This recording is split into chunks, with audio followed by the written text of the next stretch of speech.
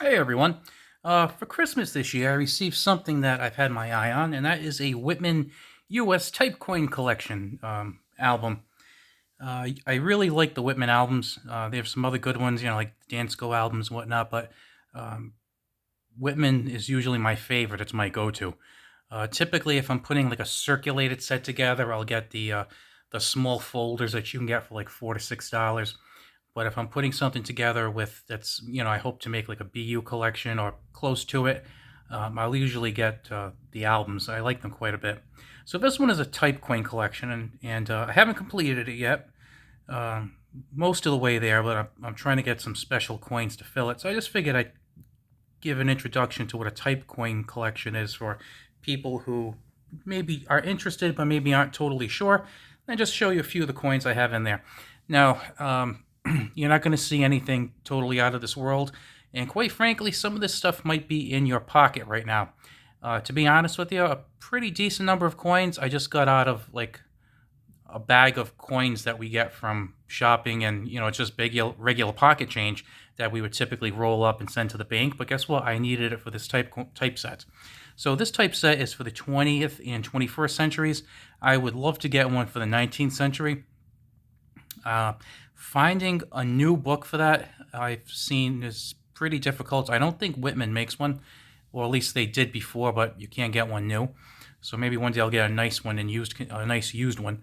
But right now, this is just 20th and 21st century, and I'll just give you a little look. So in the beginning here, they just give you a little bit of an introduction to some of the coins you'll see, and I imagine that if you collect coins, you probably know all these coins, and even if you don't collect coins, you probably know a lot of them just from dealing with your pocket change, either nowadays or in the past 20 or 30 years. So basically, here we have. I'll start with the pennies. So a lot of this is pretty basic stuff. So I tried to throw in the nicest examples I could. So I had basically some BU wheat pennies and whatnot. So I threw in, I think that's a 19, I can't even read the date from here. I don't know if it's 34 or 54. Wheat penny. The A steel cent that was in pretty nice condition. It doesn't really look it in here, but it actually is. Trust me. I threw in. I have some nice like 59 and 60 memorial cents, so I threw a nice one in that I have from there. And then, like I said, some of these other ones, the memorial cents and whatnot, the bicentennial, the shield, you can find those in pocket change. All these other ones. Now, you might notice there are no Indian heads in there. I have lots of Indian heads, but none of them are in very good condition. Actually, you know what? They are in very good condition, which is actually pretty crummy in coin speak. That's like an 8 out of 70. I'd like to get something a little bit better. I'm probably not going to try and get a BU one because that would be kind of pricey, but I don't know, maybe like XF or something. I want to get something that has a lot of detail still left, so it's actually a good example. So with the nickels, again, a lot of these are pocket change. You can look at these, the Jefferson Westward Journey. That wasn't in my pocket change, hence it's not there. Jefferson Return to Monticello, and then we have just the regular Jefferson here. I actually had a pretty nice one from the 50s, so I threw that in there. The Buffalo nickel was actually cleaned, so not very valuable, probably only a couple of bucks, if even that. But it does have some pretty nice details remaining and a full date, so I threw that in there. As for the Liberty head, same thing. I have some Liberty heads, but they're all pretty crummy, so I like to get something decent in there. Maybe, again, maybe like XF or better to throw in there. And for the dimes, kind of the same old song and dance with that. So I had some nice Mercury dimes, so I threw one in there. Had some nice Roosevelts, threw one in there. And then this just came from my pocket change.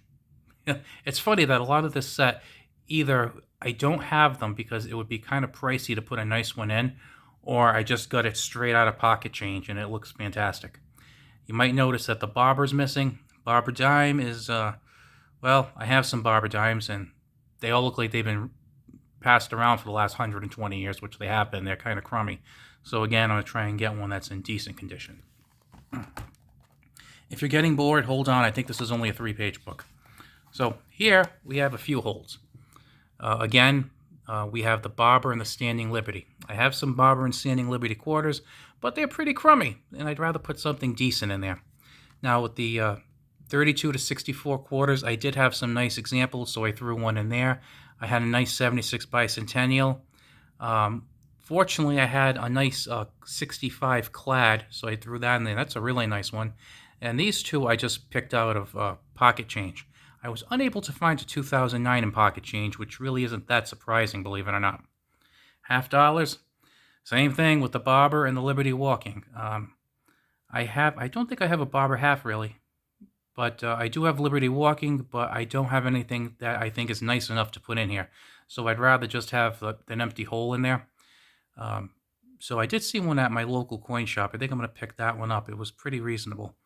And then we have a Franklin, a 64 Kennedy. Not the best 64 Kennedy. It's probably maybe AU, but I threw it in there because I think it's good enough. And then I have this really nice 71. Looks really nice anyway. So I threw that in there. I still need a 76 bicentennial and then the 6570 silver clad. So this isn't a big deal. I could probably pick one up at a coin show for like $1.50, like one in BU. 6570, I could probably pick up a really nice one like for maybe like $6 because I think the scrap is like $3.85, $4 around there. These two, I saw a nice one at my coin shop recently. It was like 25, so I'm gonna take the plunge on that one. Like I said, the Barber, that's gonna be a little more than I want to spend probably, but I do want to complete this. And then finally, this is a really funny page, I gotta tell you. So the Morgan is not BU, it's not AU, but it does have pretty decent detail. So I threw that in there for now. At some point, I will probably upgrade that, but for now, it's good enough to throw in. This Eisenhower, really cool. I went to a coin shop and I asked the owner if he had any uncirculated Eisenhowers. So I told him I needed a couple. So he didn't have a bicentennial, but he had this and he just sold it to me for face value, which I thought was pretty cool. So I'm just hunting down a bicentennial in BU. That might cost me a few bucks, but beggars can't be choosers in this case. And then I'm just going to keep my eye on a nice BU peace dollar, which shouldn't be bad. And then down here, we have the stuff that really impresses no one. I have maybe like an AU Susan B. Anthony. If I saw one that was really nice, I would replace it, but I'm not going to go crazy. And then I have, these are all basically BU. I have the Sacagawea. Then I have the Presidential. I have the Native American, and I have the American Innovation. Now, with the American Innovation, I threw those in. I threw this particular one in here because I think it's the New Jersey, if I'm not mistaken. Yep, New Jersey. That has a really low mintage, and I have maybe about a half dozen of them. They're really not expensive. It's like maybe you can get them for like $2.50, $3 sometimes on eBay. But it's a pretty cool low mintage coin that I decided to throw in there. The other one that I think is kind of funny is the Stay Quarter. I think I don't like the Stay Quarter series, and I don't like the Stay Quarter series or the America the Beautiful series. I don't like them, but I love this coin, and that one has the baby bat on the back. I remember I showed my wife this coin, and she was just laughing. She's really not a coin person, but she just loved it because she thought the bats were cute. So I found a couple of BU examples. So I put one in a card, and I kind of signed it. I said it was her bat. And then I found a second one. So I said, you know what? If I have to have an America the Beautiful quarter in my typeset, it's going to be this one. So this is a pretty cool set, I think, because a lot of people aren't really too cognizant of coins. And if you wanted to kind of discuss coins with someone one day, it's cool to take this one out than a lot of other albums because, I'm working on a Franklin set right now, and if you show someone a Franklin set, because I want to put the business strikes and then work on the proofs, and it's going to be a cool set when it's done. But if you show that to someone, they're not going to see let's say, I think with all the proofs and all the business strikes, the mint marks, it'll probably end up being like 40 coins. They're looking at 40 of the same coins in this book. If you're into coins, they're different years, different mint marks, different strikes. They're all different. But to them, it looks like 40 freaking different, 40 of the same thing. They're like, yeah, it's the same thing. They don't care. With this is pretty cool because they're seeing stuff that's in their pockets and they're saying, Oh, wait a minute, you put that in a book? Well, yeah, because it's an example of something, and this is what was there before. And they'll say, oh, I remember these when I was a kid. And then, oh, I remember one time I found this weird dime. Oh, that's what it was. It was, what's that called? Oh, it's a mercury dime. And, it kind of is a little interesting, I think, for people. That's why I'd really like to get like I would love a Whitman folder for 19th century coins because there's so much cool stuff. You have, the large cents, and then you have the half cents. You have 3 cent silvers, 3 cent nickels, 20 cent pieces, half dimes. And then you have all the different styles of the large cents, and then you have then moving to the small cents with the flying eagles and the Indian cents, and it's just really interesting. It's just like excellent, like historical joyride through coinage.